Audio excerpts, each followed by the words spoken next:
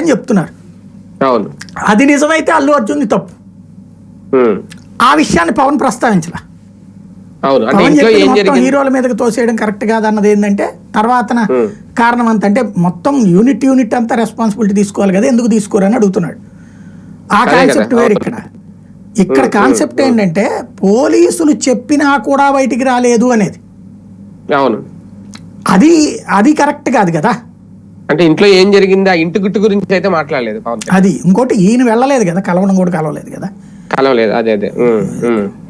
కానీ ఇంకో విషయం కూడా సార్, ఒక రకంగా సినిమా ఇండస్ట్రీకి అంటే ఇప్పుడు మూవీ పెద్దలన్న పదం వాడారు కాబట్టి, అంటే మూవీ యాజమాన్యం స్పందించుంటే బాగుండేది అనేది, సినిమా ఇండస్ట్రీకి కూడా ఈయన ఒక సంకేతం ఏమైనా ఇచ్చారా ఈ ఘటన ద్వారా? ఇలాంటి జరిగినప్పుడు ముందు అసలు మూవీ టీమ్ స్పందించాలి ఇవన్నీ చెప్పడం అంతే కదా. అంటే యూనిట్ వాళ్ళు జాగ్రత్త చర్యలు తీసుకోవాలి, పర్మిషన్ తీసుకోవడం కానీ.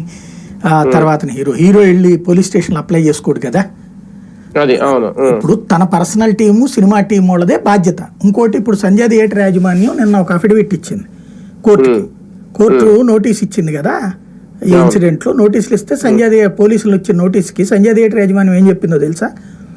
మా దగ్గర నుంచి 2 రోజుల పాటు థియేటర్ నిర్వహణ బాధ్యతలంతా మైత్రి మూవీస్ వాళ్ళు తీసేసుకున్నారని చెప్పింది.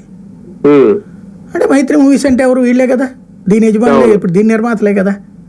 వాళ్ళు 2 రోజుల పాటు నిర్వహణ తీసేసుకున్నారట. మరి అప్పుడు ఎవరిది బాధ్యత అవుతుంది? థియేటర్ యాజమాన్యం కూడా కాదే, అది తీసుకున్నటువంటి మైత్రి మూవీ మేకర్స్ అవుతుంది.